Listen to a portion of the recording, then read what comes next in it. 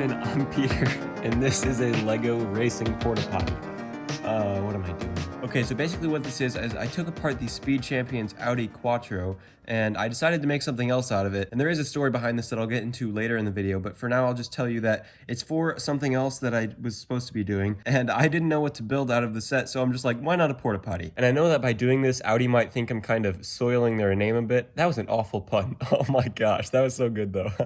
But essentially what you need to know is that this was built out of the Audi Quattro set, not just, a mock. I guess it is a mock because I built it, but like, So I'll go over a couple of the quirks and features of this absolute legend of a vehicle with you guys. Comment down below if you got that reference, by the way. So I guess we'll start off with the fact that it has wheels, which is kind of important for any moving vehicle, just like this porta potty, and a steering wheel in the middle, but not facing the correct direction. So when you're driving it, I guess you're looking out the side, which would be kind of awkward because there's no window on the front. So yeah, you're kind of screwed. Speaking of the steering wheel of this vehicle, the seat that you would sit in if you were driving it is actually, of course, a toilet. But it's got a flush lever too, which I guess doesn't really make sense in a porta potty, but shh. The entire exterior of this Chtulthu wastebasket is actually constructed with just some plates and tiles that I found in the set itself. There weren't really many bricks that came with the set since it is Speed Champions after all, so I had to make do with what I did have, and I actually think it turned out pretty well. And there are a lot of stickered parts in this set, so I figured I would add those in as well and make it the Audi Team Racing Sporty Potty.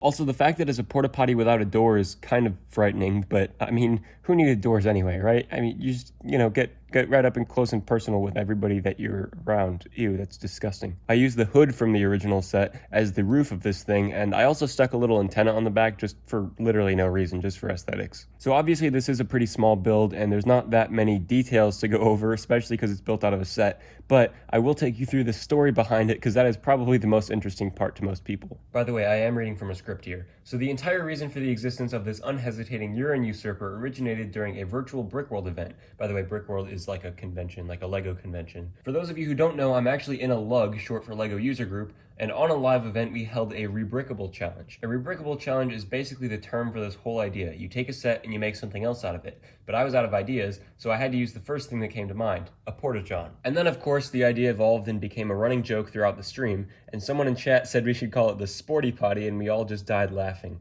Unfortunately, I don't have any footage of the event, so you'll just have to take my word for it. Anyway, that's all, so thanks for watching, and see ya.